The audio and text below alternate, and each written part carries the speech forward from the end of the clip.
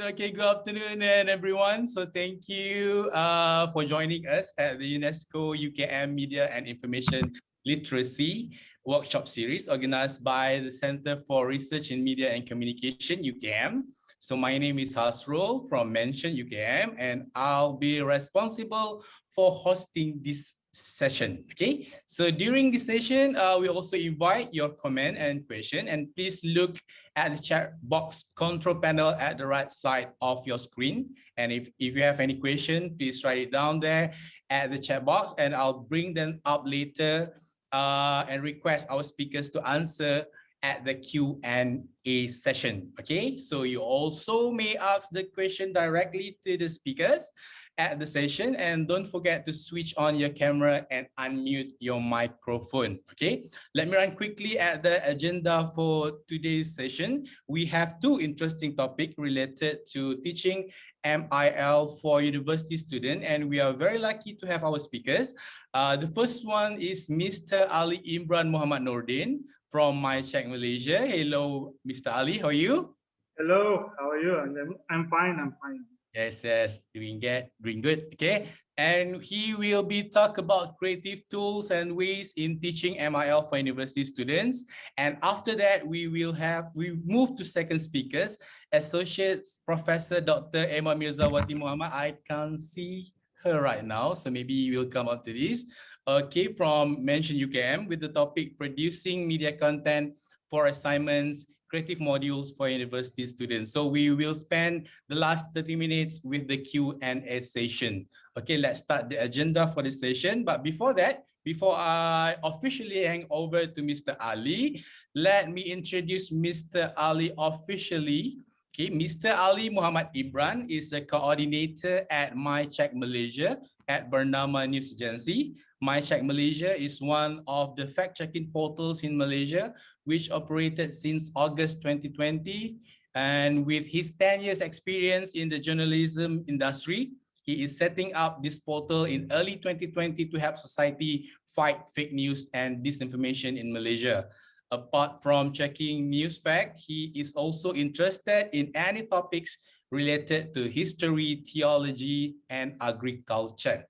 And now he is pursuing his master's degree at one of the local university at Malaysia. So without any further ado, please allow me to welcome Mr. Ali Imran Mohamad Noordin. Forgive me. Over to you, Mr. Ali.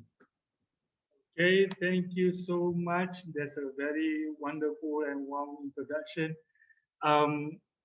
Let me just check one or two things. Number one, yes, you can still see my picture. I will start sharing my screen. Can someone confirm that if they can see the screen? Yes. Okay, cool. Let me try this again. Just give me a moment. Okay.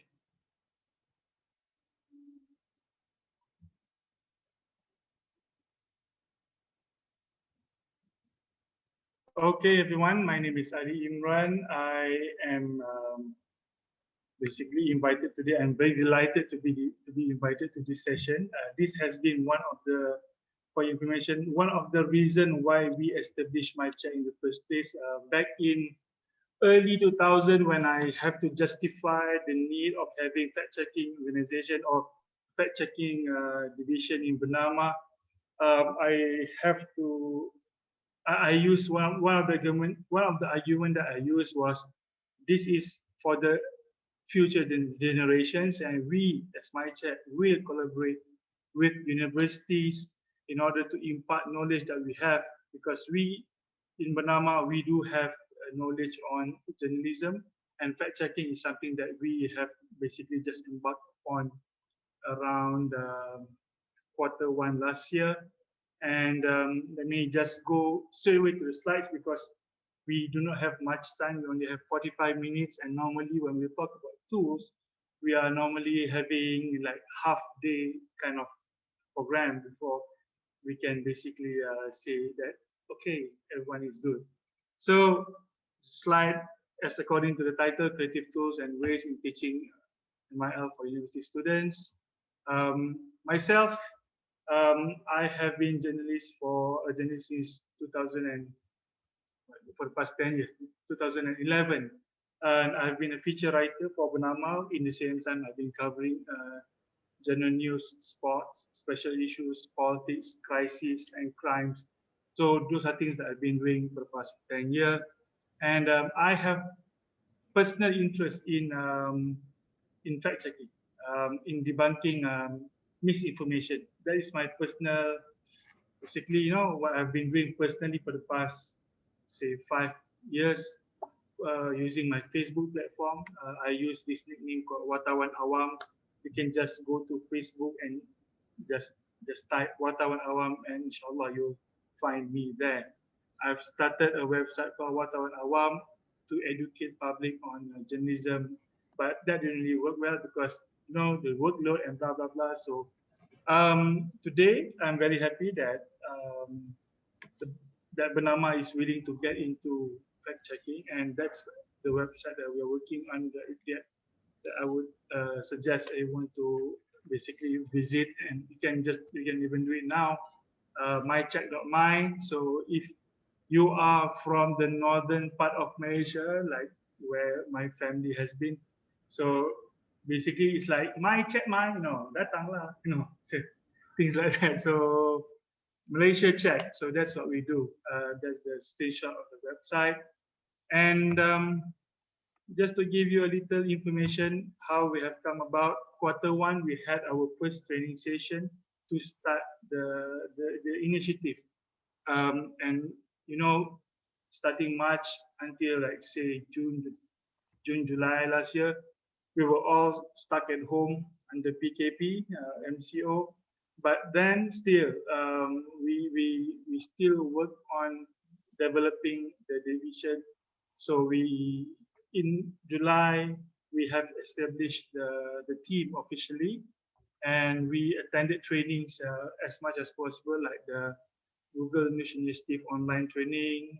Of course, we were very lucky because right after that we spoke to Ken, and basically we managed to get a Google News Initiative training in Bernama for fact checking. So that's very lucky for us. And in the same month of August, we had our website going live.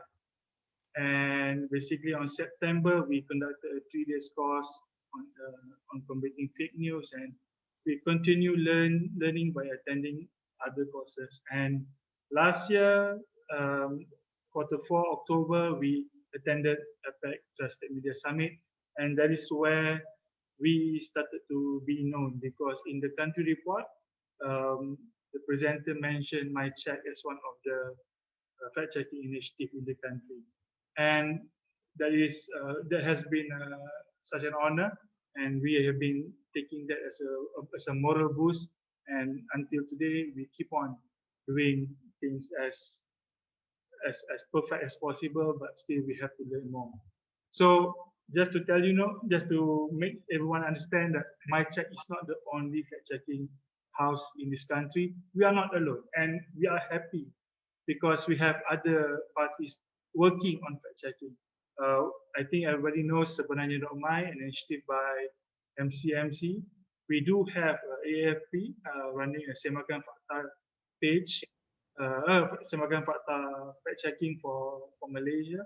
And also, we are very happy to see our friend, the Fact Check Lab, have now come active, and they have started to produce reports. And this is how, for me, we together can work in order to help Malaysians. Basically, this is not for the organization; it's basically for the people.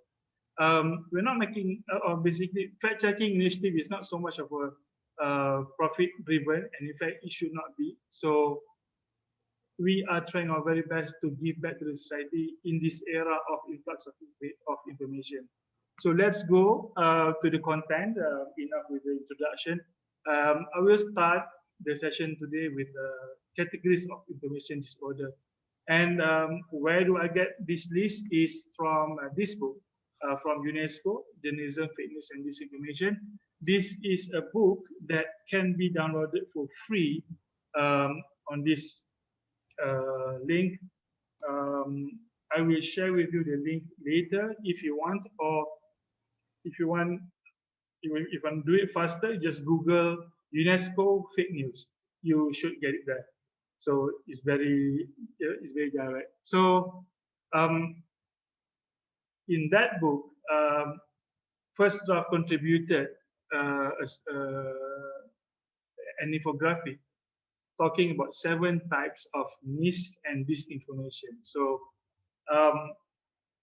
some of them is very, different compared to another, and some of them look similar, but you have to really, really go deep and do the fact checking before you can basically categorize them into, any of these 7.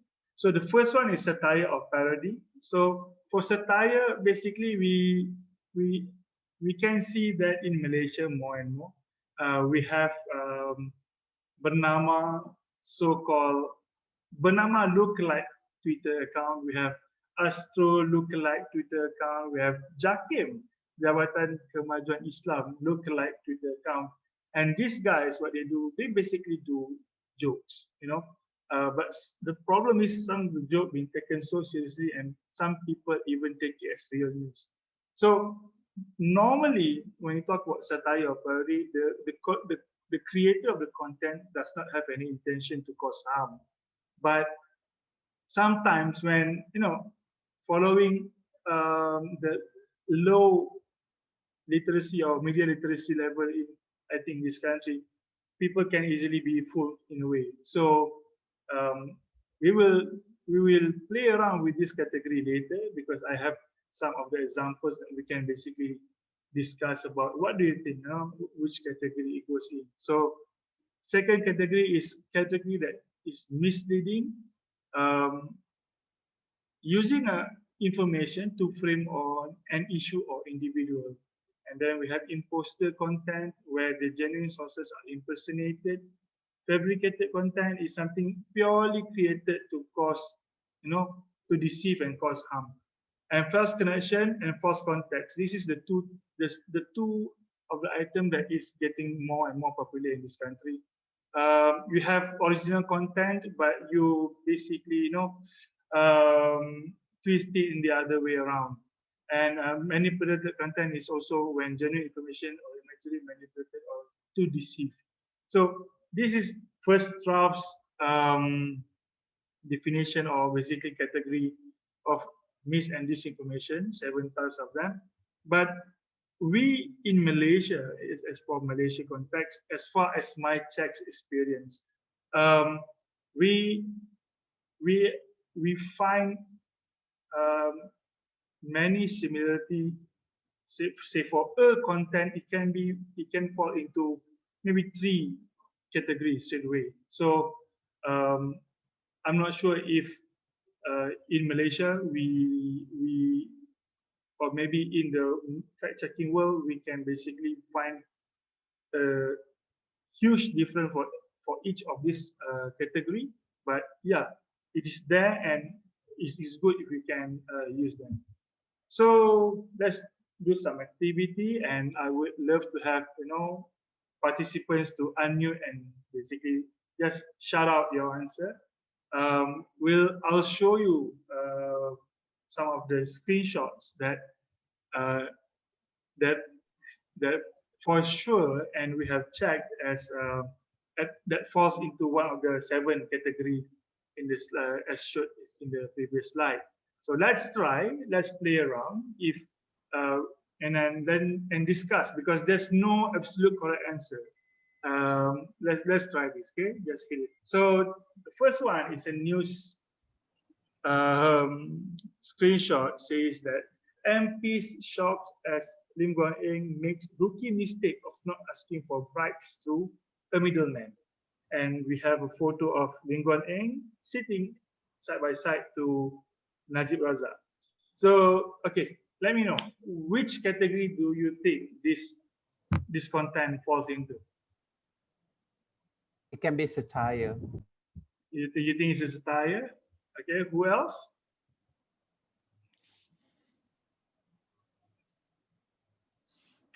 Anyone else? Can we look at the categories again, Imran? Sure. Yeah, category. Alamak, terlepas. Okay. Okay, so just so we have these 7 categories. It can also be misleading as well, I feel. It can be misleading. Okay, it can be. So because I have a lot of photo, I have 10 of them. So let's go fast.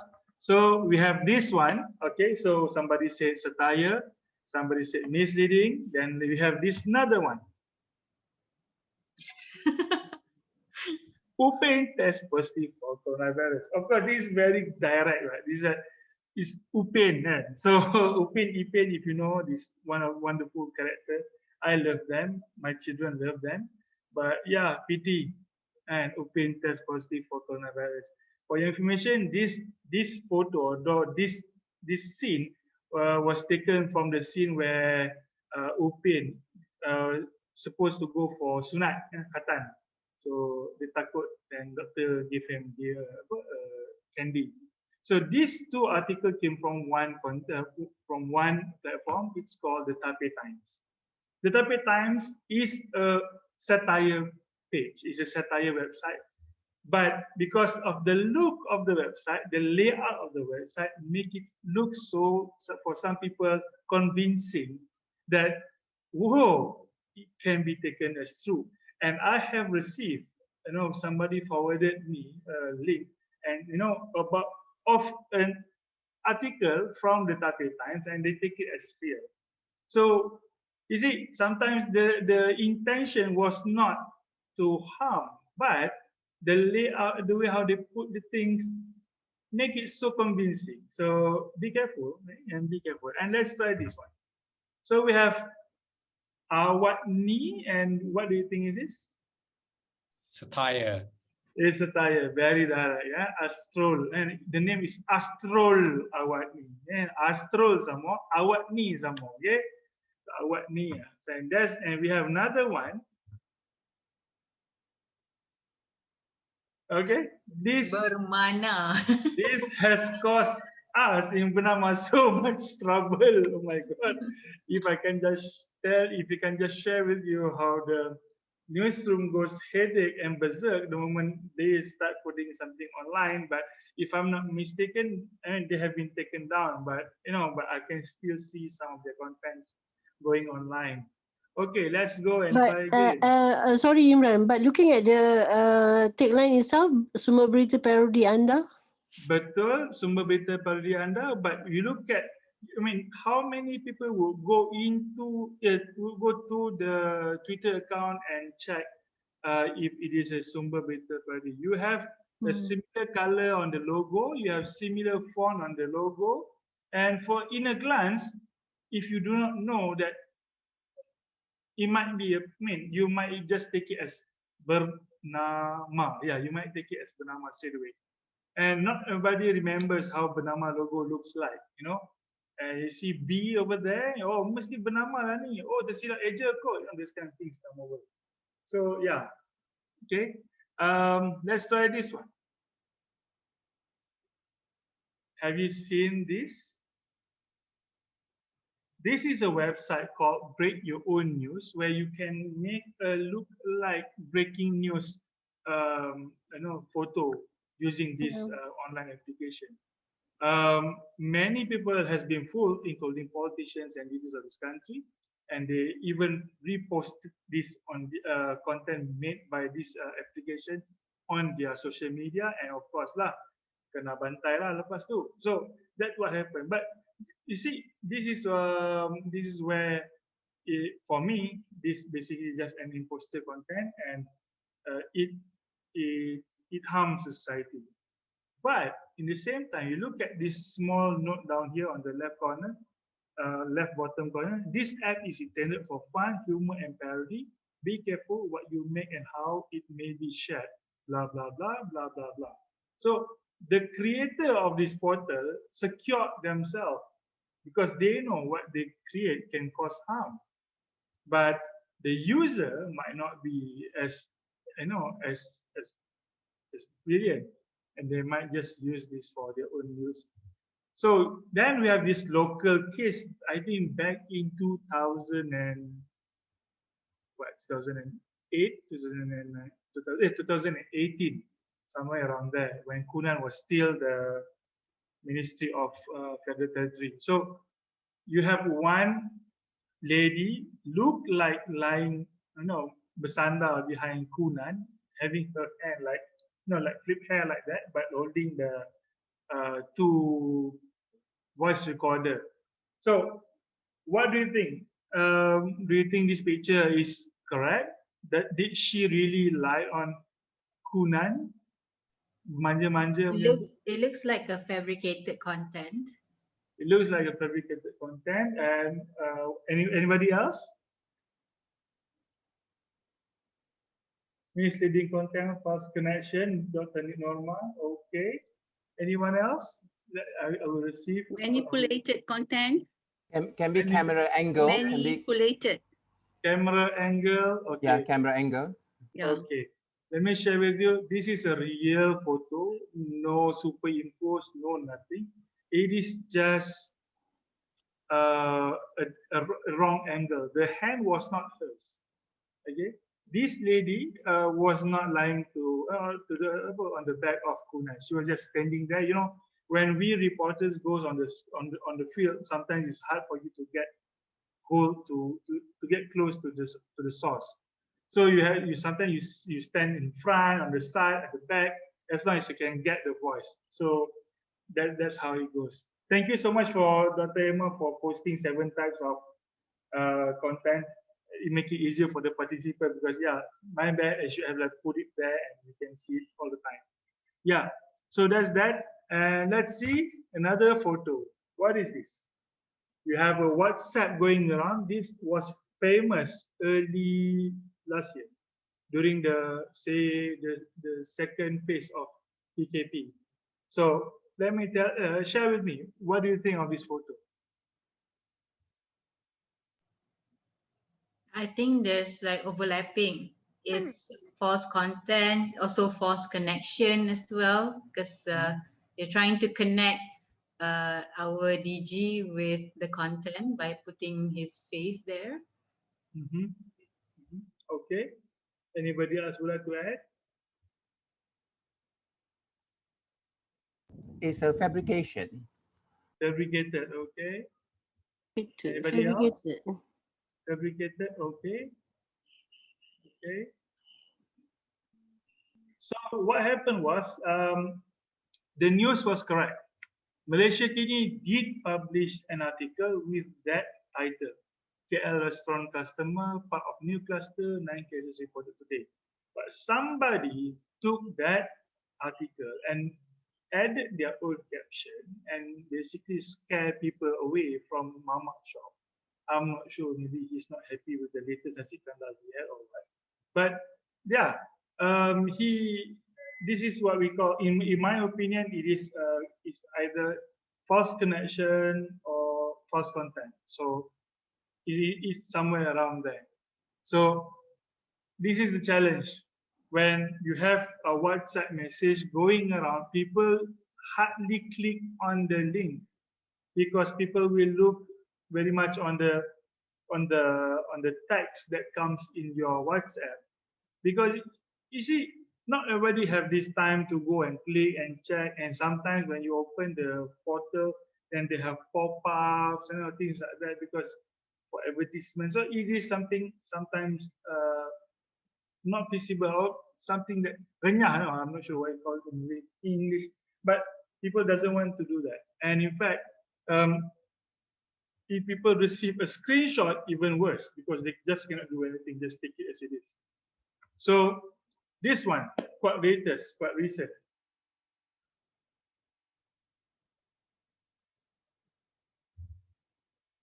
What do you think?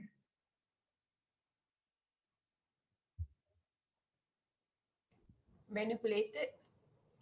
Manipulated. What else? On the BH logo itself. Okay. What else? Okay. Yeah, manipulated. Anybody else?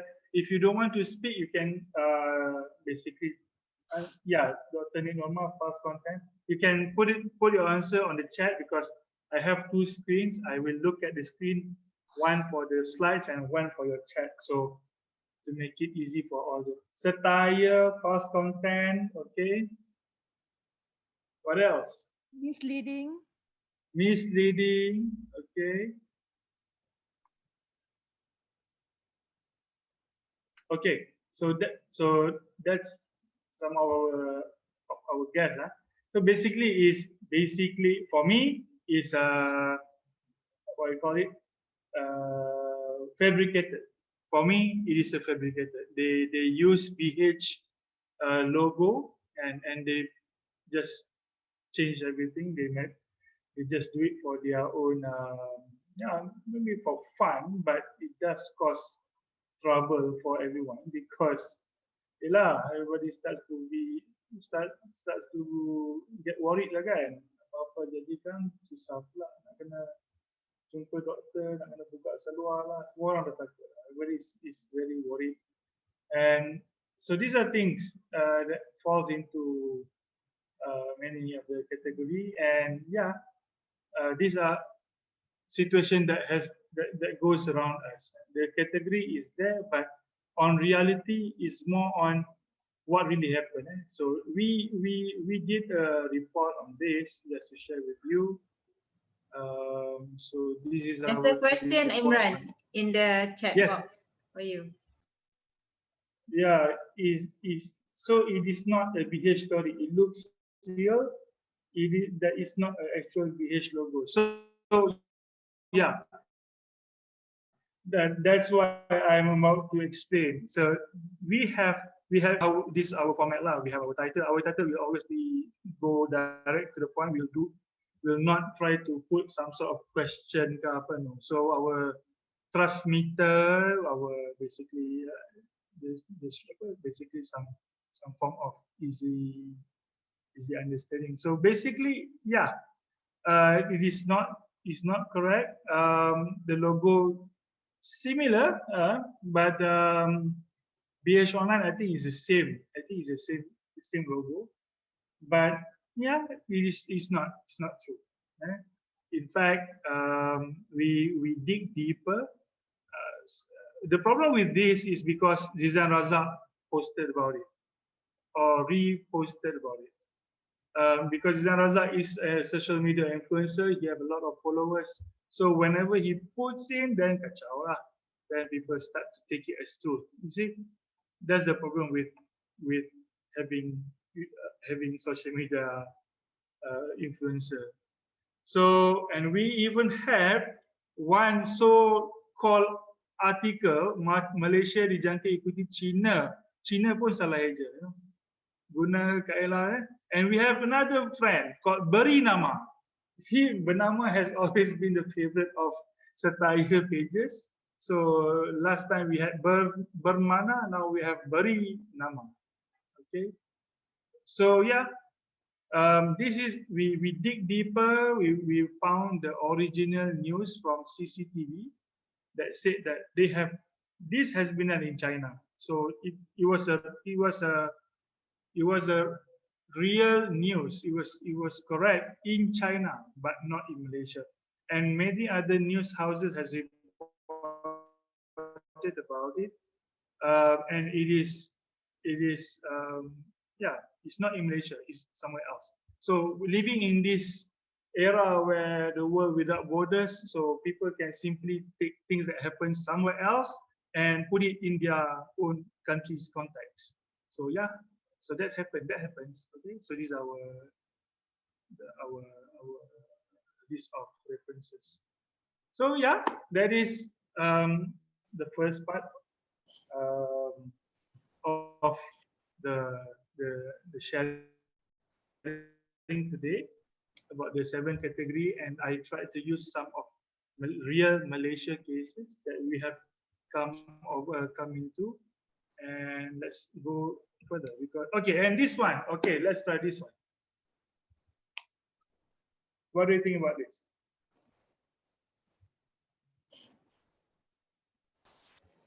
This happened when we were still we were still in PKP, no interstate travel, blah blah blah blah blah.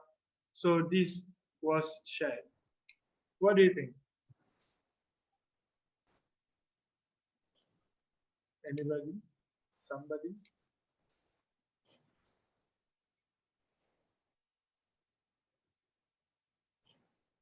Okay, I mean, I think we are worried that we will answer incorrectly, Imran. No. Don't worry. I mean, I'm not there. I mean, I'm happy to hear opinions, and this is the thing. In fact checking, for my team, we always we don't care. We just like bedal, and then salah betul tak apalah. Then we go makan. So that's what we do. So for your information. So for your information, this is a real news by this time. This is real. Okay, this is real. But is it? Yeah, it was a real news. Yeah, and people go like, "Wow, can travel lah, like that lah." You know, like, so people got crazy about it.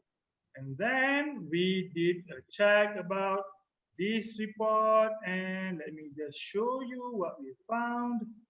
We found that the title of the article was wrong. The content was right. Yeah, see, things can just go haywire. And then the star realized that they have basically put a wrong, some sort of clickbait title. Then they changed it. See, so we did this. Let me just show you. So this is, this is the original title, and then they changed it to this one. Interstate travel allowed for married couples living apart, starting January 7. So sometimes it might not be intentionally, it might not be intentional, but it happened. But yeah, but damage done lah. Damage has been done, and pity the people, pity the public. Okay. So, Mr. Ali, so yes. that is that misreporting then? I call it misreporting. I personally call it misreporting, but they have repented by rewording their title. But for me, damage is done. So for us, we take it as important, and we did check about it, because for us at my chat, we want to keep as many as possible Malaysia cases, so we know that things will reappear. So when it reappears, we can just basically re-explain to public. So that's what we do. Yeah. Okay. So on the second part, logic. This is very short, but for me, in fact checking, you can have all the tool in the world, but if you don't have logic, it's very challenging. For me, why you need logic is you need to be able to ask questions. You have to ask silly questions. You have to ask crazy questions. You have to challenge all the content that you see. Where can it go wrong? Yeah. So always ask who, what, when, how. When you go how far, how long, how many, how much. And for me, one of the most important question to ask in Malaysia context is who benefits. That has always been, because in Malaysia we cannot run from interest. We have political interest, we have personal interest, we have organizational interest. So everybody want to play their role and get a piece of cake. So whenever we receive something, we always have, for our team, we always ask this question: who benefits? Siapa yang paling untung sekali? And siapa yang rugi? And who will lose out of this? So sometimes that alone can help you to start your search, because of course you can go here and there to start your search, but to get it right somewhere, so ask this: who benefits? And always do not start your check, or do not make your check when you are angry or too happy. You see, when you are excited, be worried. When you are angry, be worried, because emotions can blind you. And he has blinded some of us, in fact, during our chats. So until somebody else came and said, "Hey, Imran, ni tak betul lah." Oh lah, then you realize yet you have been blinded by, because of your personal, maybe your upbringing, your personal knowledge, or those kind of things. So yeah, you have to basically, if you watch Doctor Strange, and before he enters the sanctum, and he was told to say, forget what you know. So forget what you know. Just go in plain and do your, be like, like that lah. So let's try this one. We have this gone around by Astro Awani. Awani. Bayaran pencen digantikan dengan KWSP, tiada bayaran pencen. So tell me, logically, can this happen? Or from your eyes, is it logic to have a screenshot like this? Say if this come and you receive this on your phone, what will you look at? Because let me tell you, this is surely a misinformation. It was debunked by Awani. It was debunked by Sebenarnya Domain. So that is the hint. But the question is, as a normal person, where do you look at when you want to debunk this? Say you don't have connection to Awani. So say you don't have connection to Tun Mahathir and Hashim. So what do you do when you look at this screenshot? Just a logic thinking. Kat mana yang tak kena,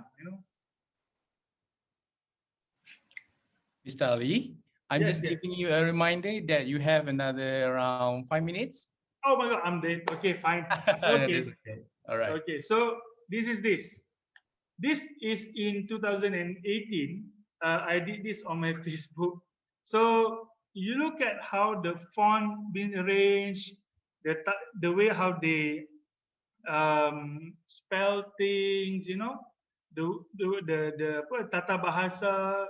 Normally orang jahat tak betul sangat lah. So you will find hiccups in their work. So this is in 2018. You can still see the wartawan awam punya mark over there. So that's what happened. I did this and I posted on my Facebook, and alhamdulillah it received around 1,000 over response in 2018. So tu kira hebat lah. And now I'm not sure the algorithm has changed. I don't even touch Facebook that much anyway. So using online tools, since I have 5 minutes, you know what? Let's do this. I promised 3 links or 3 portal where you can find online tools. OSIN, First Draft, and Bellingcat. These are 3 basically databases, and this is where you can find the treasure of free online tools that you can use for fact checking, from Google Image to Invid to everything else. And let's just go let's look at OSIN. Yeah, what OSIN offers. So OSIN offers you, wait, 1, 2, and Bellingcat is 3. Okay, so we have OSIN, internet lah pula. Okay.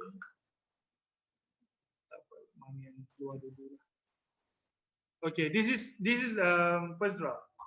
First Draft, you look. I'll share with you the link later. You just click, and you'll find all the tools over here. And for educators, I believe this will be your, your treasure island lah, where you can use your tools over there. And of course, OSIN hopefully start showing. Okay.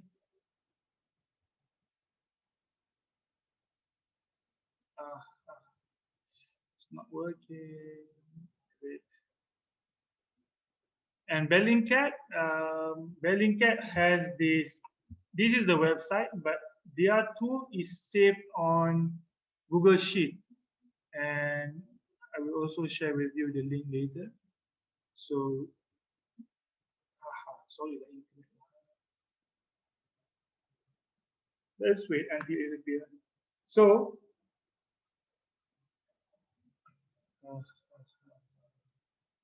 So this is Bellingcat online investigation toolkit. They have done it on.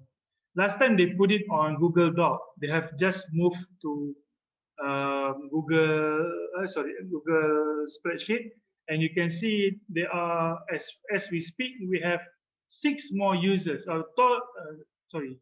10 more viewers that is currently viewing this tool together with us from somewhere else on this globe. So for OSINT, so this is the OSINT look like easy for me. I like OSINT because the way how they put things, and it's easier for me to indulge. So you can see from Facebook verification, YouTube, Twitter, Instagram, and these are tools that you can use, you can play around with, and the thing is, there's no tool that will stay there forever. Tools will change because this is an open source platform. Sometimes the creators just close it. Sometimes for example, one of the Facebook chat that I tried, Facebook chat tools that I used last time, I tried it yesterday. It doesn't work anymore. Maybe because Facebook has changed the algorithm. So this is the thing about open source tools.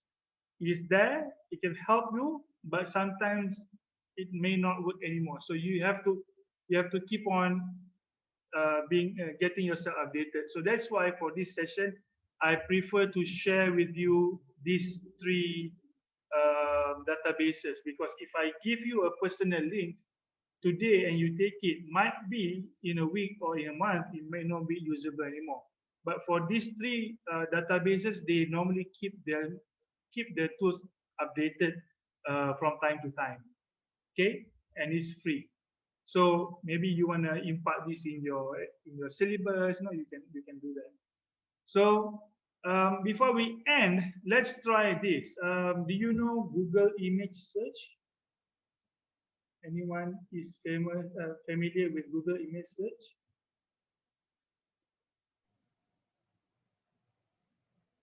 I think some of us are.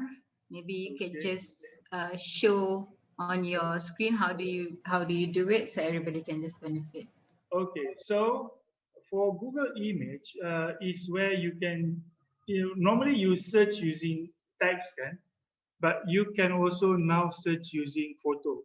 So you just type images.google.com. So this images.google.com, and you see Google image over here, and you will see this little camera icon over there. Just click on that icon, and you can choose either to paste an image URL or you can upload an image. I would love to do this session by uploading an image. Let's see what I have in. Okay, let's do this. This is a photo of a boy sleeping between 2 grapes. Okay, that has been popular in Malaysia for quite a while. And I think we might have seen this in our social media, or maybe in our WhatsApp.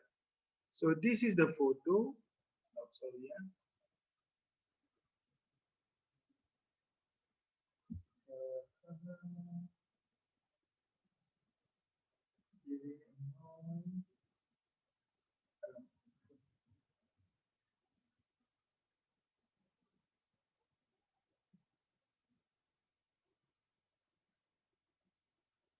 sorry, give me it's like.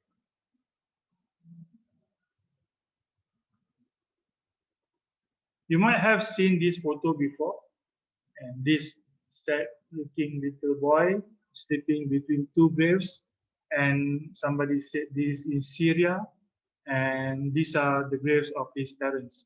So we just did a Google image search using that photo, and let's see what are the outcomes from that photo. So Google said this is heart-touching pic about parents. You can see visual image, similar image, and then you scroll down, you see a lot of heart-touching image, 300 rip your heart out. And then, so this is about fact checking, right? Sometimes you have to go deeper, and you'll see the type of photo that you can find together, the similar images. So these are the photos that been associated with that image. And let's see why it is not coming out. Okay, let's see. Okay, let's try this.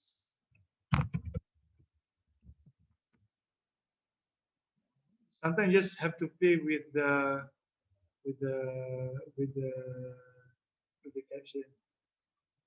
Okay. So when you put "is this real," then they start to look at the answers, and you find one of the articles says this. This is one of the fact checking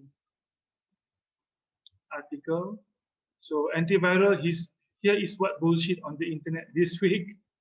So blah blah blah. Let's go down. A young boy sleeping with his parents in Syria. So this end photo was not taken in Saudi Arabia, not Syria, according to Harold Daboons says in a blog. It's Abdul Aziz Otaibi who who was the photographer. And if you want to know the truth, and the boy is basically safe and sound. Right after the photo, he's dead. He's basically like putting on peace, and yeah, I'm fine. So do we have time to try something? Because I think we yeah. pass the time, huh? Yep. Okay, no problem. Maybe Sorry, next time. Mr. Ali. Yeah. No problem, no problem. Okay, thank you so much. I hope that has helped in giving some. Yep, thank you so idea. much, Mr. Ali. I think this is very interesting topic and very interesting tools to use to verify the disinformation and misinformation. And we also have a question from Professor Dr. Farida. I'll say first, and then we will discuss it in the Q&A session. But now let's move to second speaker for today, which is Associate Professor Dr. Mirza Wati Mohamad. I'm sure most of us know her very, very much. But as a moderator, I have to officially introduce her to all of you. So Associate Professor Dr. Mirza Wati Mohamad has 16 years of experience as an academic and health communication researcher. He is passionate to explore ways for communication to be utilized as tools to nurture positive health behavior, and strongly believe in the importance of health literacy to empower society in making informed health decisions. Okay. She is currently researching communication strategies for COVID-19 and knowledge malaria in Malaysia, where she works closely with UNICEF and the Ministry of Health to design effective behavior intervention. She also leads numerous research grants in the past and currently leading an international grant from UNICEF Malaysia and the Ministry of Higher Education LRGS grant. She is also the chair at the Center for Research in Media and Communication and the director at the UKM UNICEF Communication for Development Center in Health, also known as HealthCom. Okay. Emma keeps an active lifestyle where she enjoys road running, trail running, and mountain hiking in her spare time. So yeah, I think without further ado, please welcome Associate Professor Dr. Emma. Over to you, Emma. Thank you very much, Dr. Hasrul. All right, Assalamualaikum and very good afternoon, everybody. Thank you very much, Imran, for starting the session with a lot of activities and fact-checking tools that can be utilized in our class. So what I'll do today, this afternoon, is continue that on to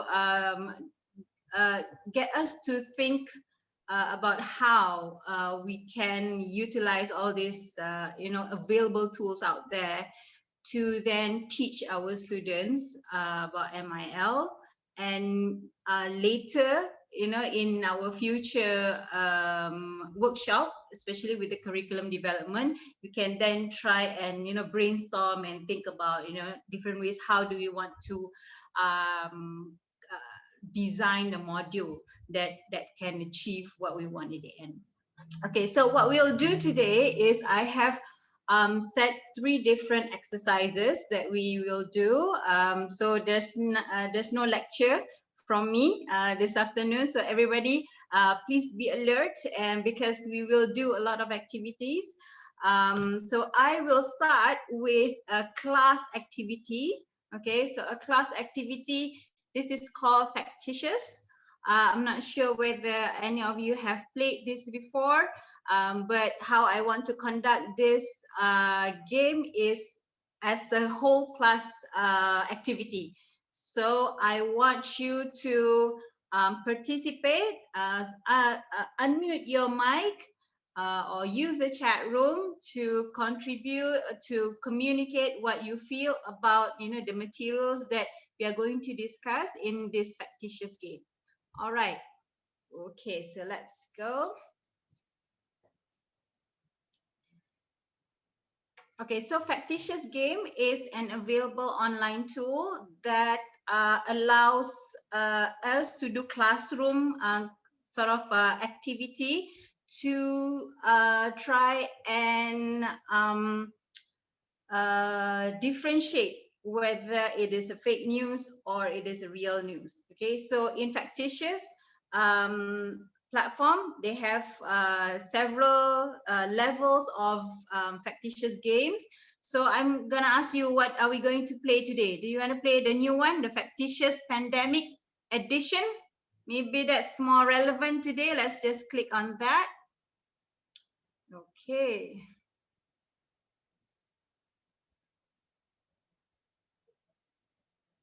Okay, so now I want you all to help me to, if you feel it's right, we will swipe right. If it is wrong, we will swipe left. Okay, this is like Tinder, can play left, right, you like or not? Eh? Okay, so now let's go with the first news on COVID-19. Okay, NJ woman who gave a fake name and disappeared after testing positive for coronavirus is found. Okay, okay, I think we have a problem. We can see the game. Sorry? We can see the game. You can't see the game? Yeah. Oh, I'm sorry. Okay, all right. Okay, let me just, I think I need to new share. Okay. Can you see now? We see, yeah, okay. Okay, sorry. Okay, so this is the game, factitious. Okay, let's read the news and then tell me if you guys think this is false or this is correct. So you can unmute your mic and tell us, or you can just write in the chat box whatever you want. We'll see which has the highest vote, and then we will go with that guess. Okay, so this is a story that's related to COVID-19. It's a woman who gave doctors a fake name and address, vanished, and has found by authorities. Okay, and then this is from, the source is nydailynews.com. All right.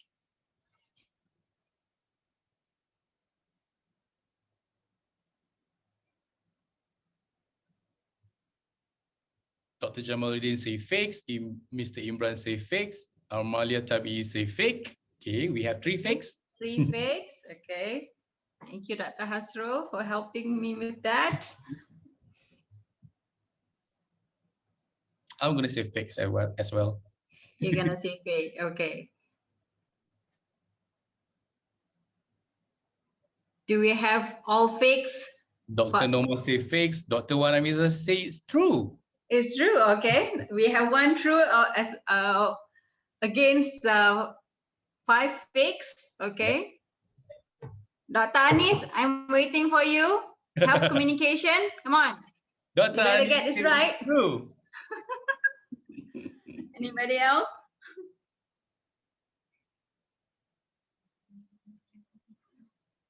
Five fakes will make a truth. Who said that? Okay, let's for the sake of time. Okay, so we don't have much time, so let's most of you guys jawab fakes, huh? Fake. Okay, let's say we swipe to the left. Incorrect. So Dr. Wanamiza was correct. Okay, the only person that is correct. And Dr. Anis as well. Was Dr. Yeah. Dr. Dr. and Imran, did you say it's correct? It's real news? Okay. So it is actually real news, guys.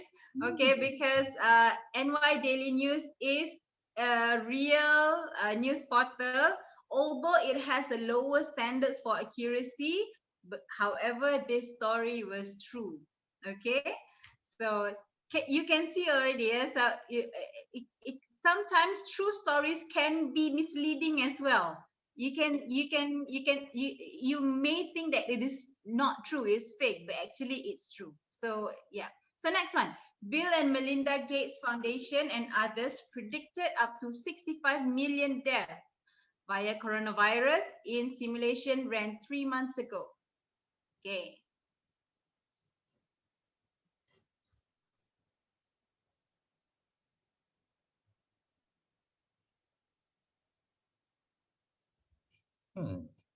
Okay, let's reveal the source. Infowars.com. Dr. Jamaluddin say it's fake. Okay, one fake.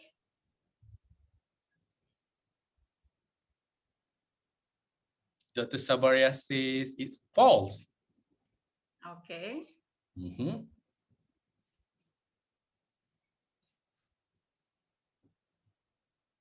Tak apa, kita teka saja, you know, and then we will learn why it is fake or why it is not. Dr. J says true. Dr. Malia Tabi says fake. Mr. Imran minta up sikit. Up sikit? Okay. There you go. Dr. Latif says fake. Okay. So more fakes. Dr. Anis says it's true. Dr. Chang says false. We've got Mr. Imran says it's true. We will see. We will see these people in my chat. Can they actually check or not? Yeah, Dr. Hassan says it's true. Okay. Okay, so how many true, how many false? We have true 1, 2, 3, 4. 4 true and 1, 2, 3. Two fakes and 5 true. Yep. So we're leaning against truth here. Yeah. You guys? Okay, so I'm gonna swipe right. It's actually fake, people. You guys got it wrong. Come on. You guys are like fact checkers, communication lecturers. Hiya. Okay, so anyways, apa main-main je kan? Okay, so Infowars is run by Alex Jones, specializes in fake and antagonistic rumors and fabrications. Okay, so this is like really somebody that's out there to spread this information. This is not like real, like it's news that is not just, you know, incorrect. It is it has some intentions to mislead people. Okay, all right, never mind. You got 2 wrong so far. Okay, let's get this one right, guys. This one's easy. Come on. So it says that there is this Chinese man who is actually the reason for COVID-19, the reason for coronavirus.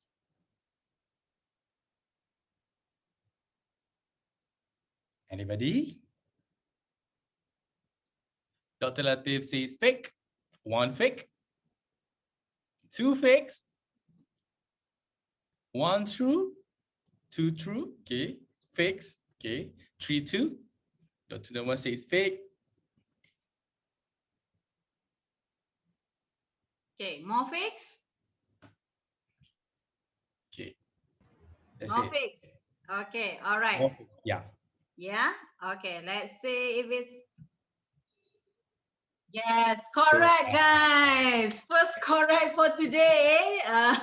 So you won 43 points. So this false story was so untruthful that Twitter banned this site because of it. Okay, Zero Hedge is well known for spreading fake news and misleading information. Two quick tells is that the first sentence contains 156 words, and the author is Tyler Durden, a character from a movie Fight Club. Okay, so sometimes these fake articles, they use, names. It's part of their jokes lah. They use the names that is in a movie or someone popular just for the fun of it. Because I think people who actually make false content, a part of them are actually trying to gelak-gelak at the back lah, because they see that, hey, how people are so stupid that you can't even distinguish that this is true or not. Okay, but well done, guys. First fake. Okay, unbelievable act of kindness. Mystery man buys up Needham for florist inventory ahead of new coronavirus business restriction. So this is a story about somebody who's so generous and paid upfront, this florist, and bought a lot of flowers just because the business is suffering from coronavirus. So the source is from Boston, cbslocal.com. What do you guys think?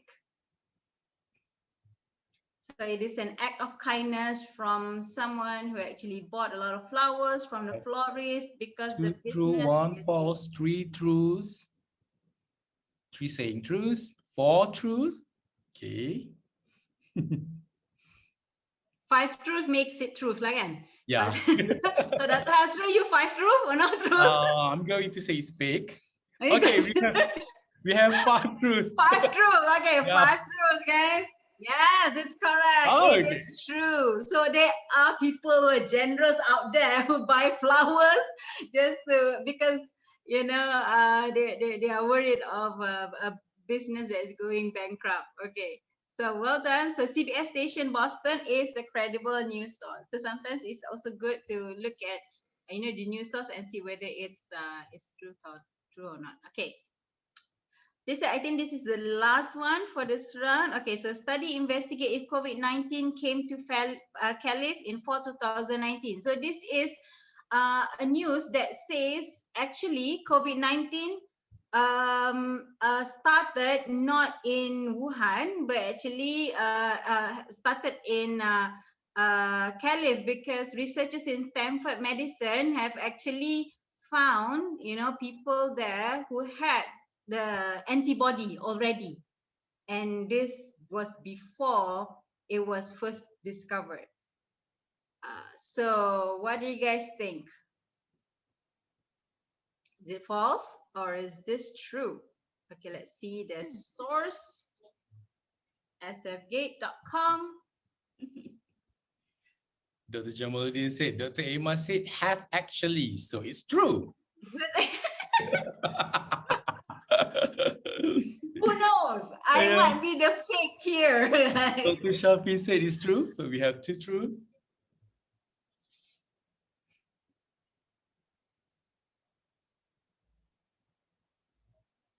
Fake by Dr. Latif. Okay.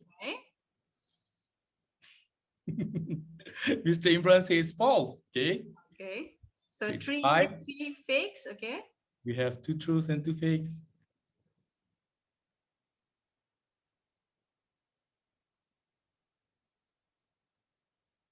Anybody?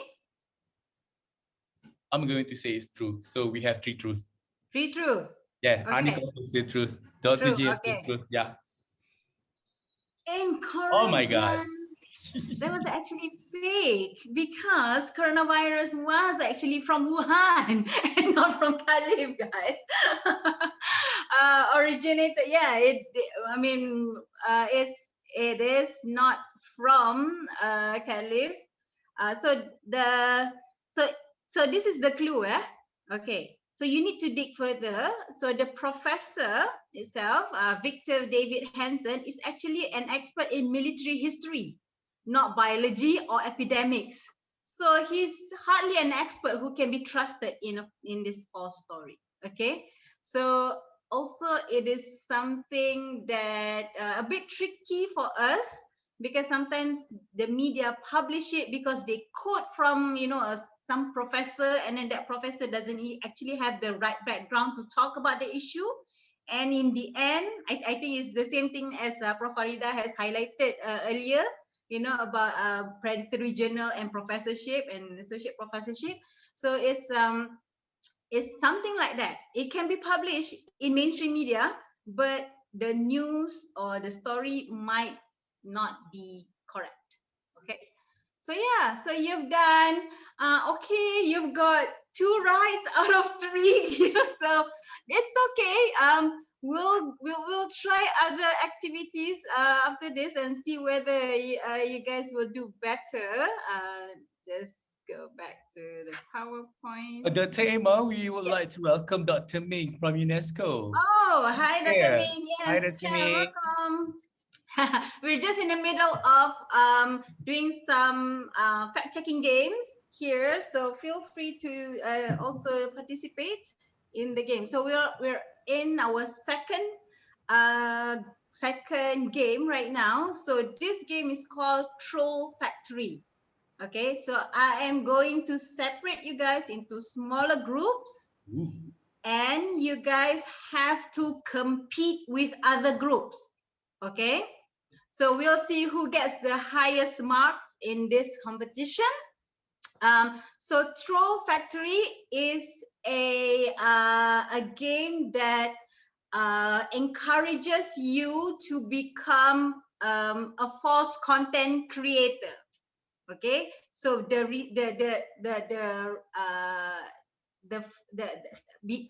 objective behind this game is for you to understand actually what goes on behind people who are creating this false content and trying to spread it, because they're fighting for likes, they're fighting for more shares, and they're on social media. So yeah, so this is Troll Factory. I am now going to let me just copy this link, and then I shall put it in the chat box. Okay, and then I shall separate you guys into smaller groups. Yeah, let me just put this on the chat box first, so all of you can have. So in each of your group, you will. How do I put this in the chat? Okay, so what you'll do is this is the okay. So I'll separate you guys into small groups. One of you guys share your screen and click to this. Okay, and you all as a group decide, and after you finish the game, okay, come back to the main room and let me know what is your score, and then we will see who has the highest score among you guys. Okay, you guys are clear of the rules of the game? Any questions before I separate you guys into different groups? No question? Okay, all clear. All right, so we've got around 28, 27. So bahagi, let's do like five groups. Okay, let me just set like okay, let me just do 6 groups. Okay, all right, so I'm assigning you automatically, and you can see your rooms is opening right now. Please join the room, and make sure you copy the link on the chat room so that one of you can open. Okay, toodaloos. I shall come into your groups and come back before you come back to the main room. Okay, enjoy.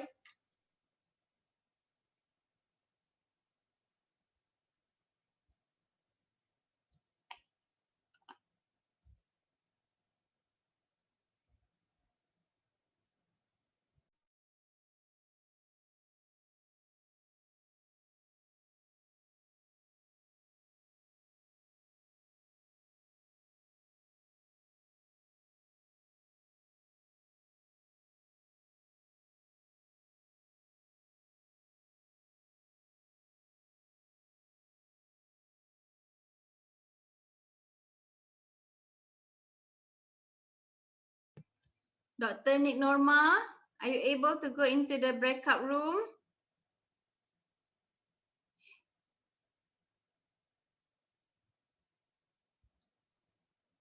Sign to one.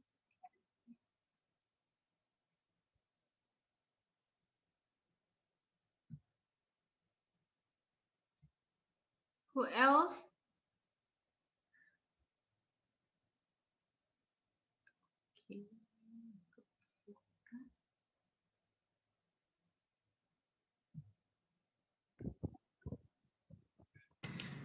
Okay. Emma, Yes. I sebenarnya nak tukar gadget. So, minta you masukkan tadi I kat bilik 3. Oh, okay. All right. Let me just go back again.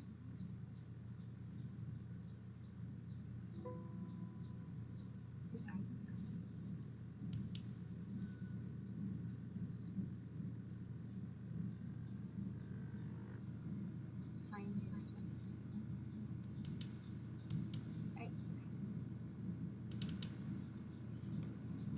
Sekejap.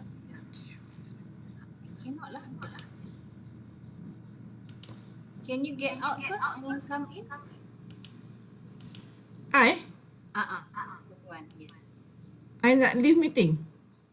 Try balik sebab I cannot find a button tu.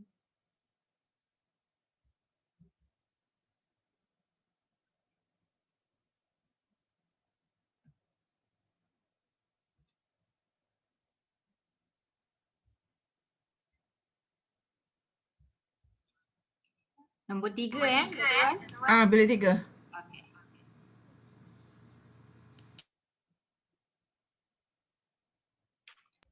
Dr. Abuza, Dr. Nick Norma, Dr. Hayati, Dr. Najah, are you here?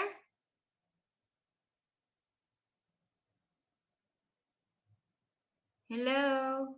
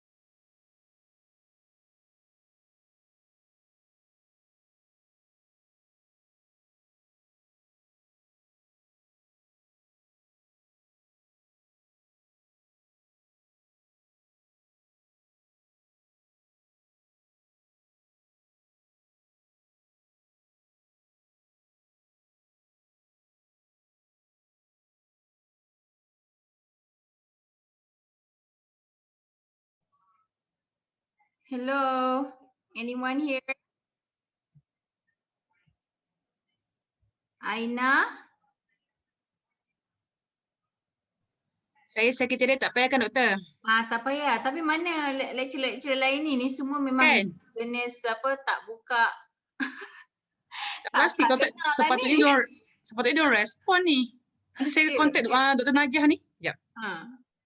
Tolong kontakkan Syida. Sebab Boleh.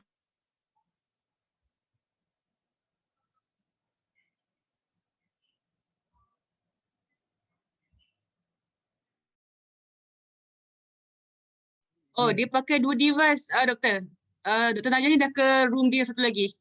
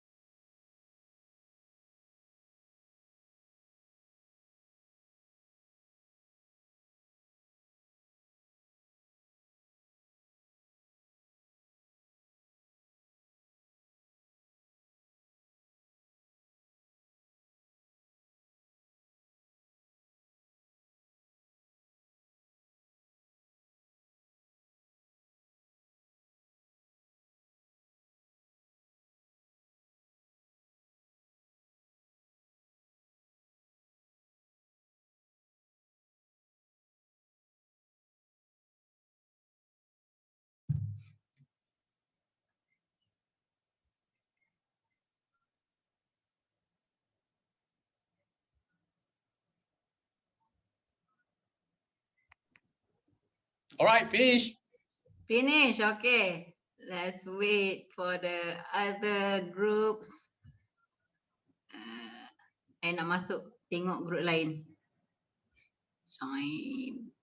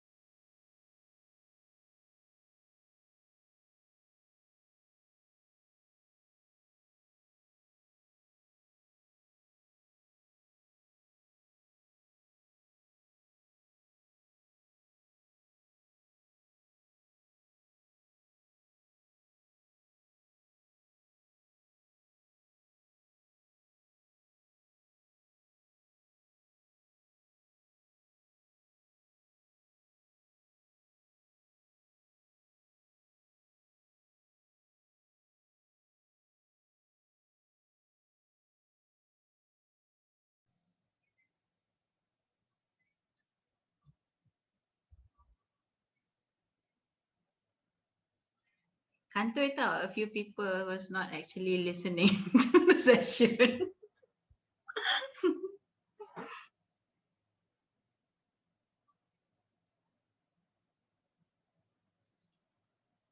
Dr. Emma, you have 10 more minutes before Q&A, okay? 10 more minutes? Mana sempat? Or maybe we can start Q&A session 3:45? Itulah, I just satu lagi. 3:40. Tapi satu lagi ni susah juga. Tapi tak apa, I will do like macam a class punya activity lah to make it faster. Oh, we have another game. Another one, tapi tak apalah. If I only have 10 minutes, I will go through kejap and then we'll need. Okay. I hope everybody is back.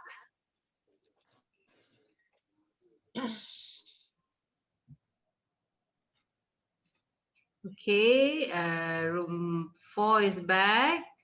Room 2 is back. Room 5 is back. Ni yang tertinggal ni group yang apa paling high expectation ni room 3. Room 3, there's Imran there, there's Dr. Ming, there's Hasrul, Dr. Wan and Mirza. Dr. Ming join. Yes.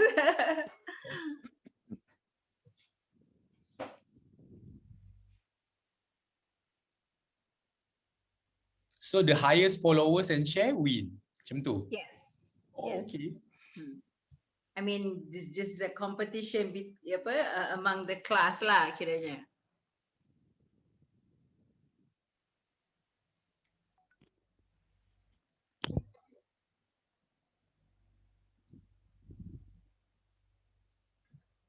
This is similar to our research yang Dr. Wan buat to MPP. Dr. Wan lead. Yeah. Bangsa yang kita main bauta. Kan? Mungkin Dr. ada main It's so tak? great if kalau kita Ada boleh research create like a BM punya version kan, like kita punya local punya content. Because I rasa macam a lot of the content itself is very international, very global Western punya content kan. So if we have, Tapi yang kita orang punya ours is local content. itulah that's the thing lah. Like macam if you guys can develop it into like this kind of game yang apa online games ni, they will be really great kan. Yeah.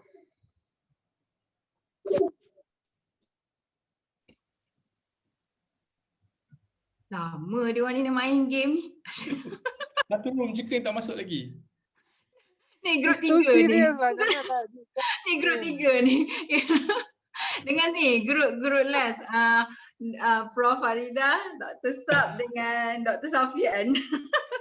Takut dia orang sembang tak keluar grup tu. Ya kot. Tak dia orang join tengok. dia orang buat fact check tu. Si dia orang Google dulu kan. Dia Dr. Emma sembang you lah. freezing. Dr. Emma tiba-tiba freeze. Okay, I think Dr. Emma dah terkick out. So that's the end of today's talk. Panggil balik sebelum masa. Dia pergi melawat tempat lain tu. Dia keluar untuk pergi melawat tempat lain. Mana Dr. Emma dah terkick out. I think Emma masuk bilik-bilik tu kot, breakout room. Oh, ya, boleh jadi. Nak panggil dia orang tu lah. I rasa dia orang lost tu kot dalam telefon tu, lost. Sebab I pun mula-mula I was lost. Nasib baik Dr. Norma dengan Dr. Mai datang selamatkan I. Wow. Dia orang selamatkan you, bukan you yang selamatkan dia orang.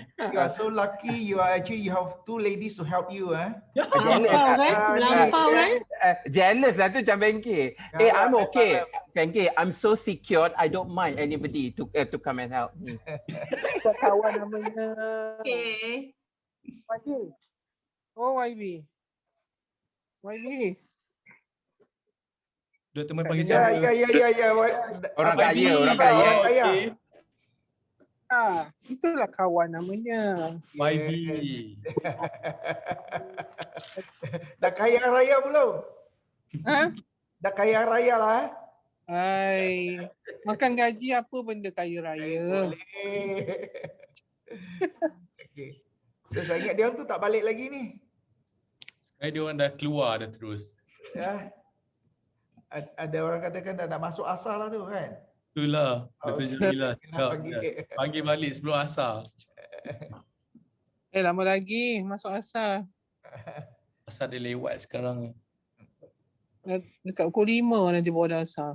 Itulah Dr. Emma cakap, dia kata ada satu lagi game. Takut tak sempat. Itulah, Q&A session. Q&A sepatutnya pukul 3:30. Doktor dah kan lepas ni? Top. Tak, dah habis dah. Dr. Farida pagi tadi.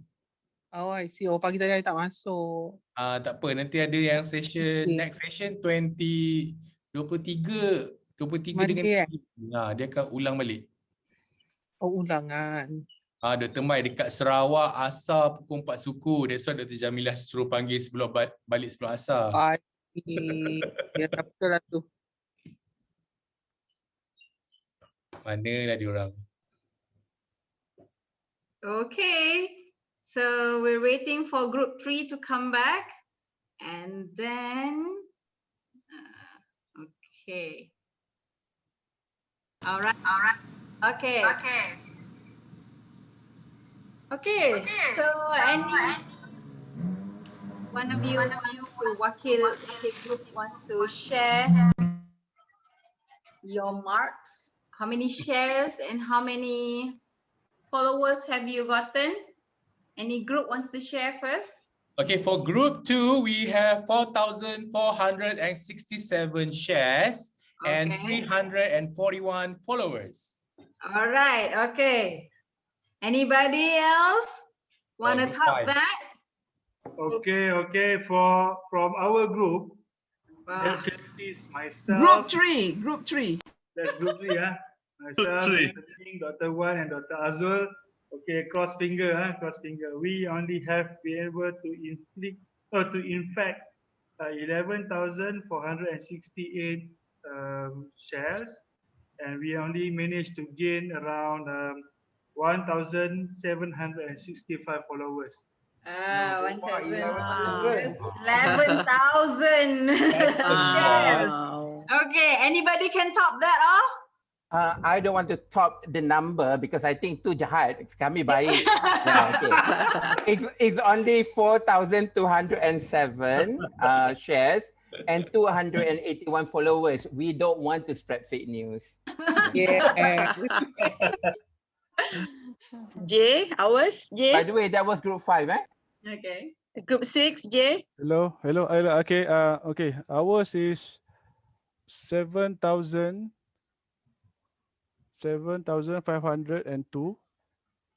Apa? Yes, shares. Shares. Yeah. And 862 followers. Not that much, so we're not good at it. Number 6, yeah, that's group 6. Yeah. Any other groups? Group 1. Yeah.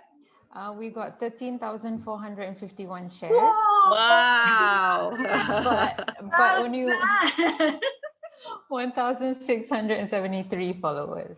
So group 3, don't feel bad anymore, okay? So that's the ultimate fake liar here. It belongs to group 1. Yeah. Well done. Okay.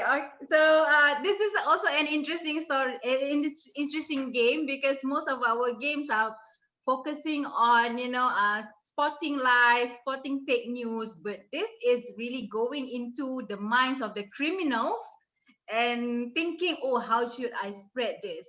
But it also creates this awareness that it is a thought process. Like when people actually spread news, they have this whole thought process, and then they engineered the whole thing to get as much, coverage and to spread to as many people around the globe. So and Dr. Emma, Dr. Ming and Dr. Sabara share another more game type resources at the chat room. Yeah. Yes. Actually, there is tons of games that is available, and we don't really need to reinvent the wheel. There are things that we can easily adopt, but obviously we need to also slowly, doing our own local version of games that our students are more. You can get more involvement with our students because they probably understand local context better than the international context, and also obviously in local language.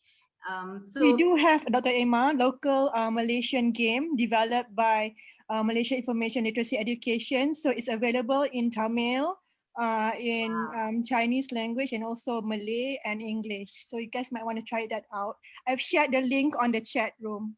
Thank you, Dr. Sabaria. Okay, wonderful. So definitely these are the things that we want to achieve by having this workshop, is for us to share and for us to sort of build on our knowledge on all the resources that's available. And what is wonderful to hear that we have already in Malaysian context that we can use in our classes. Thank you very much.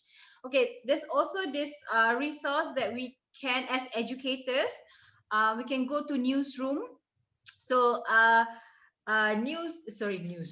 museum. Okay, museum. So at museum they have tons of activities that can be utilized in classroom settings to teach media and information literacy. So for example, I know that actually Dr. Hasrul has reminded me that I only have limited time left. So I'm just going to do this as a classroom, like a class activity rather than dividing you to smaller groups. So what this assignment or this activity is all about is making students to remember, you know, the steps or the things that they need to check before they when they verify for, you know, news content or information content. So there's evidence where we want to check whether, you know, how does the fact holds up. We want to check names, the numbers, the place, is this correct, you know. And then the source, you want to look at who made this content and can I trust them. So having that critical question, asking whether, you know, this is somebody that is trustworthy or not. So this is also something that we want to look at where we want to verify news. So source can be a person or can also be the website, the organization that this information comes from.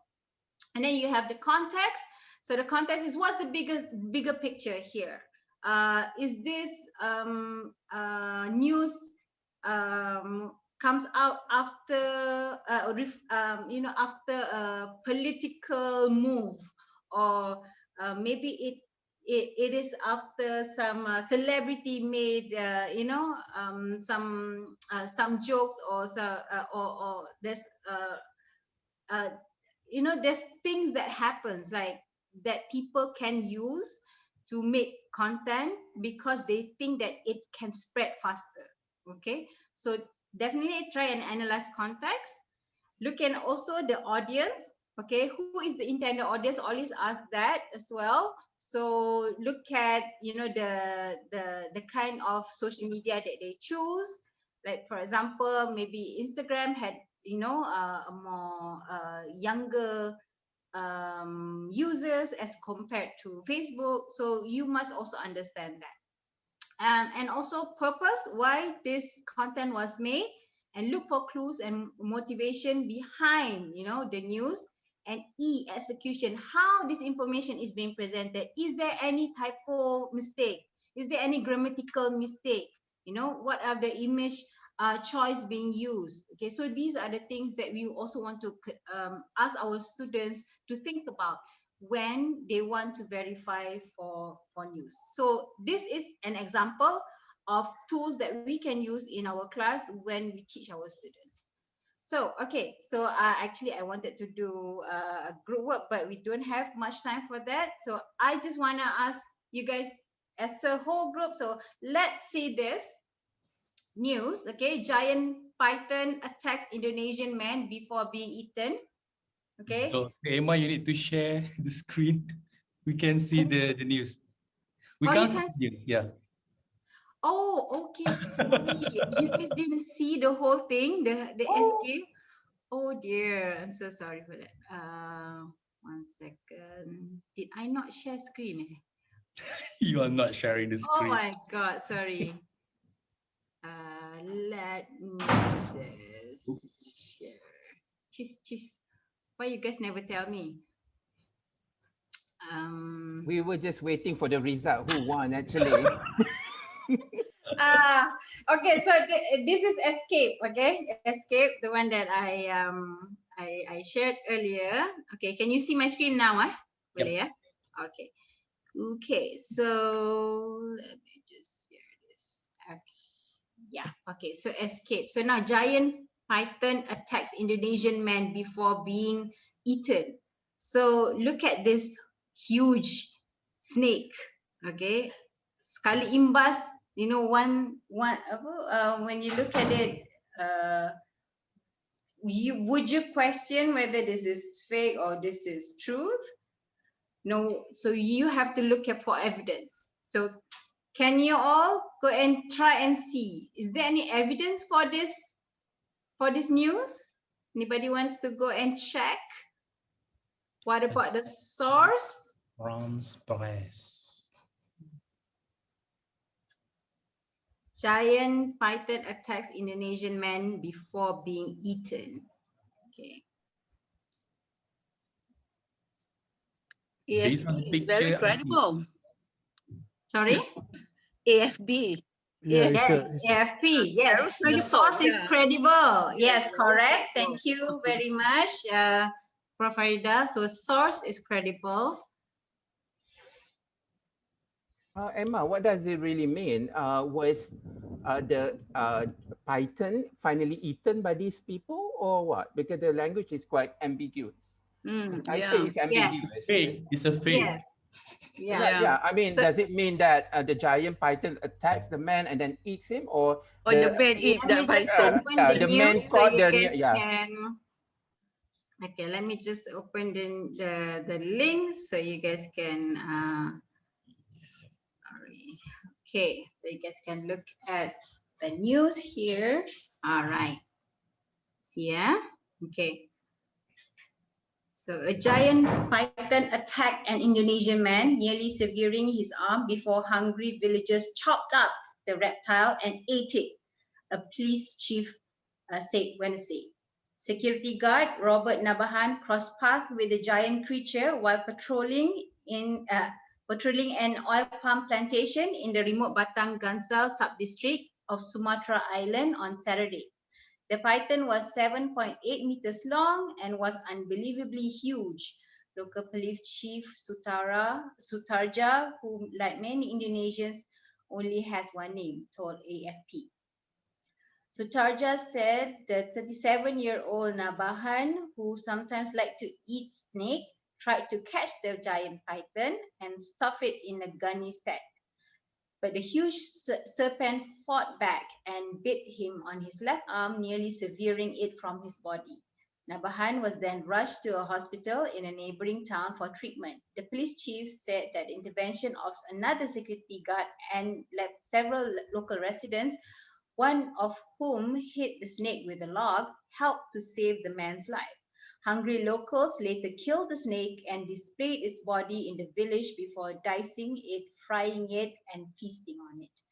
Giant python, which regularly top 20 feet in length, are commonly found in Indonesia and the Philippines. In March, a 25-year-old Indonesian farmer has been discovered inside the belly of a giant python after the swollen snake was caught near where the man vanished while harvesting his crop in the eastern island of Sulawesi. Maybe Dr. Ming knows more about this, being from Indonesia. So, what do you guys? Source is it looks is reputable, yes. How about the language? Do you think the language is a journalistic language? Looks like. Ini true story ni. Yeah, is there any any I remember this picture. NST ke mana pernah keluar ni? Yeah, so it is actually betul, Dr. Wan. It is actually true. This is a true story. Okay, this is not fake. So again, sometimes there are news out there that looks like it's fake because it's so hard to believe, right? Like I've never seen a snake that big, so it's impossible. I don't think there's even a snake is that long and that big. So it's something that we need to think about as well when we analyze for news and to see whether it's fake or not is to consider that it might be true. Okay, so this is also something that we need to think about. And definitely in your class, you can use Escape and try and get a discussion among the students to try and discuss how do they differentiate using the Escape tool. Okay, so I think going to the more important part of this session is that after playing all this, that it's fun, students would love it, it's there's learning from all these activities. But the most important thing is to think about how do we want to create these modules, right? So as educators, we know in all our classes, in any of our lectures, we need to first come up with the learning outcomes. What do we want to come out after we've done this assignment, after we've done this activity? So always remember that learning outcomes must be measurable.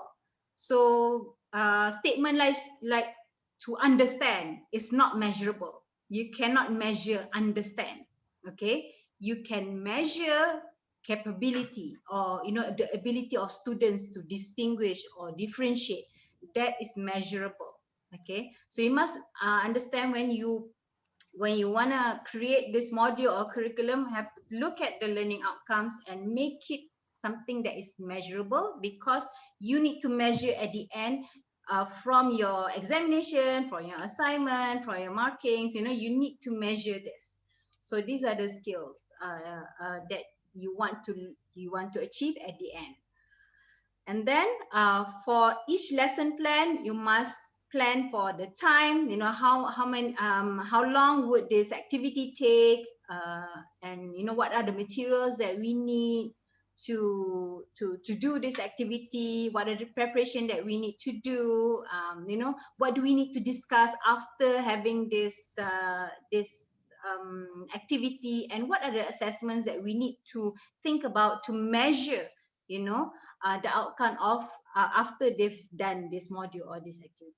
Okay, so I give you an example of the Escape Junk News that we did, the third one. So the aim is to get students to demonstrate the use of Escape to critically analyze information in the media. Okay, so not to just ask them to muntahkan balik to tell us what is E, what is S, what is C, A, P, E, but to also get them to apply it when they are, they're reading any information, they're reading the news. Okay, so the lesson plan for that for the third activity was actually supposed to be around 30 to 60 minutes, because it's supposed to be longer, because you need to have that more in-depth discussion after you've done it, and then you have to allow the students to actually go online and make sure search for the source, search for the authenticity of the materials. So it does take some time to finish an activity like that. So you look at the materials. What do we need? Okay, first maybe you need to design a poster, so to get students to understand what is Escape. Maybe you will have a worksheet. You have to prepare news stories, examples that students can use to do this exercise. And obviously you need an internet access. Okay, so these are the materials that you need to do, and what are the preparations. So first you need to make copies if it is a hard copy for each group, or you want to have a worksheet for each group. You want to select different news stories for each group. Okay, and then you must read back, and then you must review this concept before you start teaching. Okay, so these are the things that the questions that we need to ask when we discuss after finishing any activity. So you want to ask more higher level questions to get them to think and to synthesize rather than just analyze, not to just finish by analyzing, but also to synthesize, to actually understand the whole context, why this might be happening, why it is harder for us to actually differentiate certain things, why this news can be seen as misleading, or why this padahal it's true, you know. So these are the things that need to be discussed after you've done the activity, and that actually contributes to longer learning for the students. And then obviously after the learning, you must give an assessment to measure back, you know, all the outcomes from the modules that you've created. And so yeah, so these are the things that we need to be thinking about. And then obviously in the next stage of our you know, UKM UNESCO collaboration is to develop the curriculum. And I hope that what I have shared with you all today can sort of give you some ideas of how we want to structure, you know, our MIL modules to our undergraduate students, but also maybe, you know, to if we go to schools for, you know, a younger audience. So these are the things that we want to talk about in our next stage of the collaboration. Yeah. So I think that's all for me. Thank you very much. Over to you, Dr. Hasrul. All right, thank you so much, Dr. Amos. Very interactive, very creative session. And now I think we've completed all the presentation, and now we are at the Q&A session. I already have one question from Professor Dr. Farida Ibrahim. I think it's for Mr. Imran. So the question is, Mr. Imran, are you there? Where is Mr. Imran? Or Dr. Farida? Professor Farida? Yes, I'm here. I'm here. Yeah. Prof. Farida, you want to give the question? The question. Okay. All right. Basically, when you detect, when you detect disinformation or misinformation, simple question: how do you handle it? What's the damage control like? Okay. The question is, when you detect a misinformation, how do we handle and how do we control? Very interesting question, because part of the question I can answer, and the other part of the question I do not know how to really answer it. But as for our capacity, what do we do for every moment when we basically detect any misinformation? For us at MyChat, for us there's a job. That is the job for us to do, for us to handle. And just to share with you our work, how do we do things in MyChat? I will share with you our website, because in our website we explained how we work. Okay. Operasi. I mean, the website is in Malay because our capacity right now. We started with dual language, but we cannot. We don't have enough manpower to do both Malay and English, so we stick to Malay first. Then we hope that we can one day also do English. So our process semakan. So this is what we do for every time we find any information. So the first step will always be social media monitoring. Kita pantau maklumat yang ada, pantau, cari whatever was yang possible. Then for us, whatever we find that we feel suspicious, we just list them down without any prejudice. We did not discount or basically kick them out before we discuss about it. So first we just list them down, and then we classify. We do have our internal marking system. How do we the parameters that we use in order to give to somehow to mark things that we find, and then that will be followed by discussion. First discussion, where my teams and we do every morning meeting, and we will talk about, okay, what do you think about this? Do you think this is harmful? I mean, yes, this is the mark, that this is the score, and do you think the score justifies if you want to do check, this kind of. So after that, we do our initial fact checking, or initial search, just to check if not to say if it is wrong or right, but to determine the level of, I mean, let me see. I have not shared my screen, right? Did I share my screen? I did not, right? No. Oh, patutlah. Okay, I'm sharing my screen now. Okay, this one.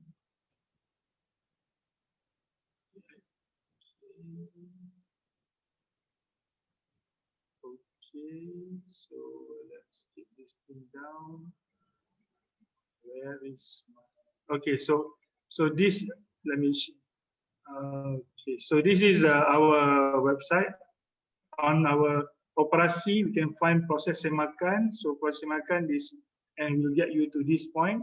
So first we do monitoring, then we list them down, we classify, we do our morning discussion, and we do initial check.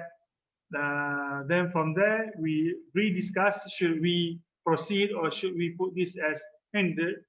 How much time can we spend on this? Or so for simple check, it can be just 1 day from searching until the report, preparing the report. So we will go with the flow. Then we do the check, editing, peer review, and then we publish.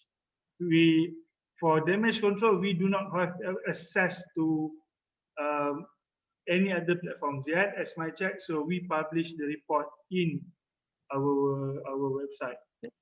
We are in the process of building our social media platforms. When that happens, I will share with Dr. Emma. Hopefully, she will share with all of you. And yeah, hopefully, this can be another avenue for Malaysians to double check information. Yeah, that's my answer. Is it okay enough? Or you have any further question with that? I think she'll be okay. It's just that I hope when Bernama found that it is a misinformation, perhaps you could guide perhaps your client, yeah, other media that have that publish that misinformation. Perhaps you alert them, something like that. No. Yeah, I mean we have not gone to that level yet, but how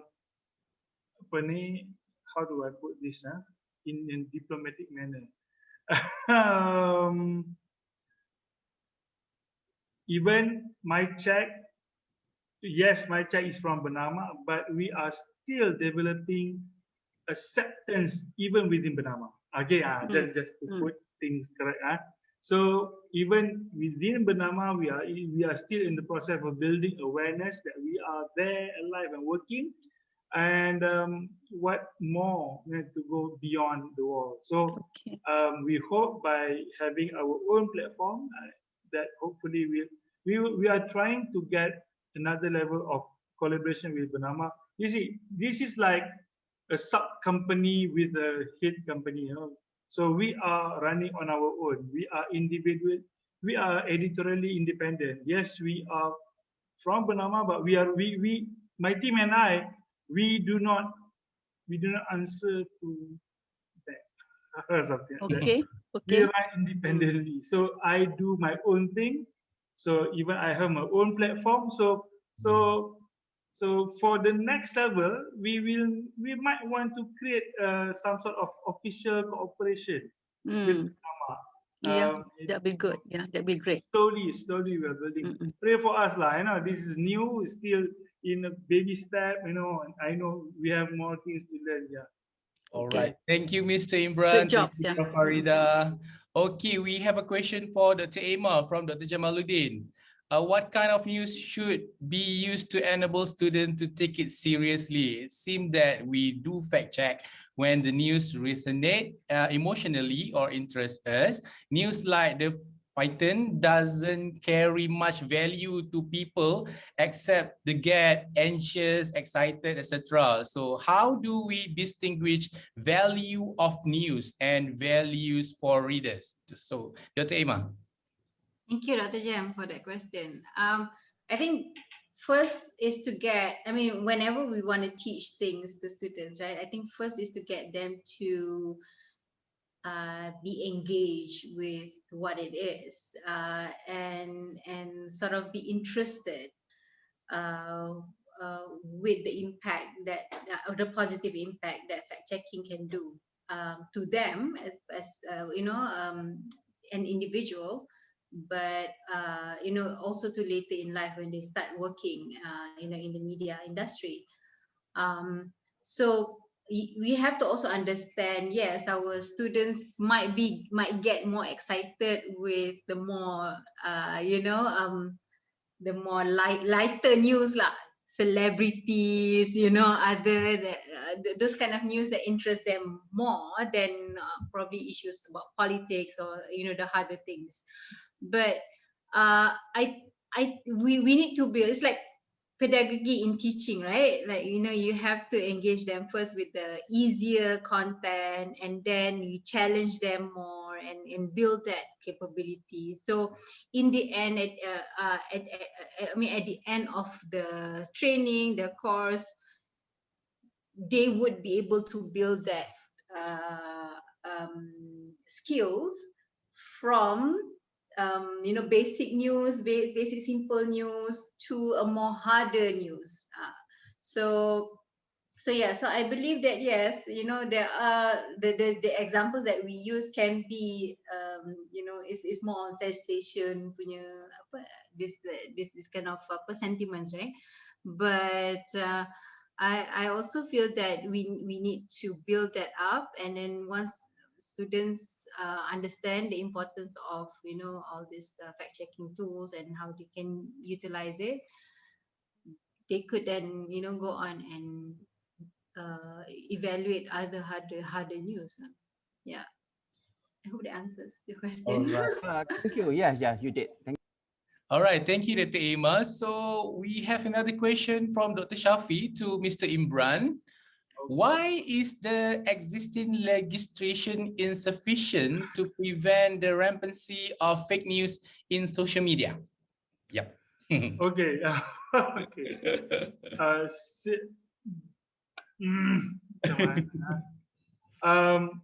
You know how people develop law. It takes some time, a long time, not discussion, sitting, then go, no parliament sitting, everything. Those kind of bureaucracy needed to get a law being passed is enough time for anyone that want to create something, a fake content, move 3 and 4 steps further than the law.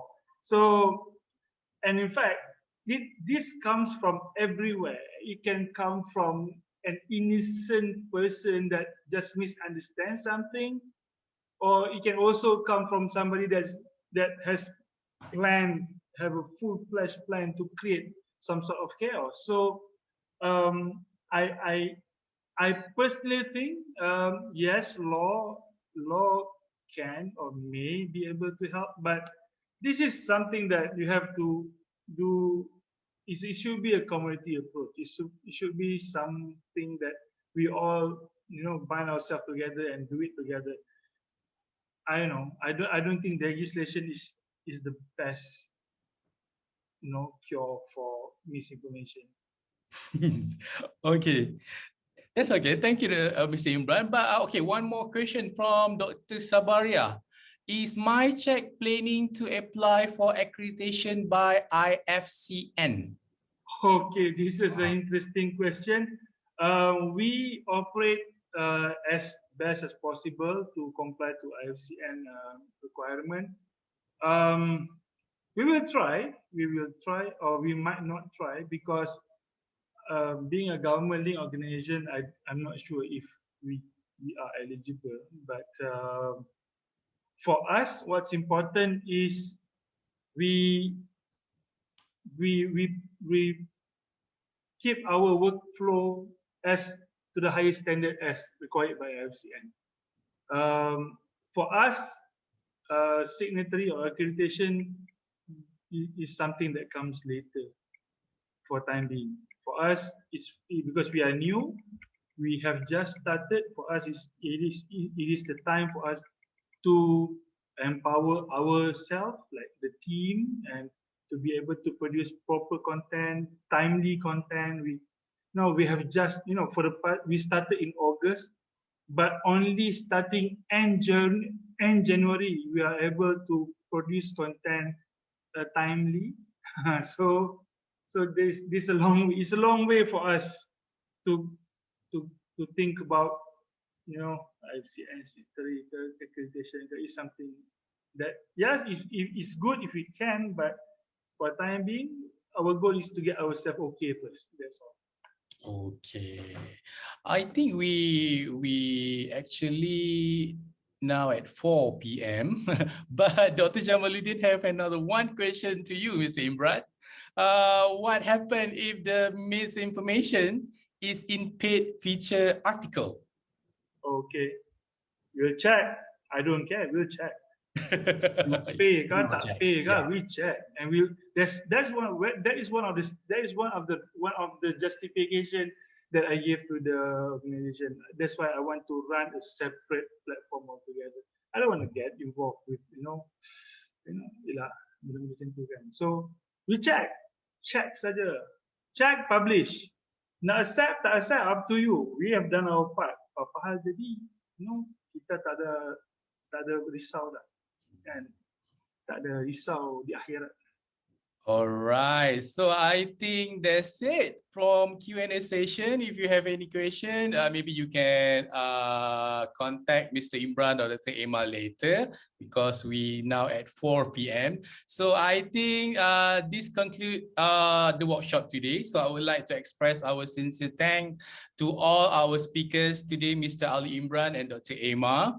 So and then thank you for attending, and we hope you have learned and enjoyed the presentation. And last but not least, I would like to invite all of you to our next workshop, which will be held on this coming 22nd of February, and the organizer will update all the participants later via emails. Okay.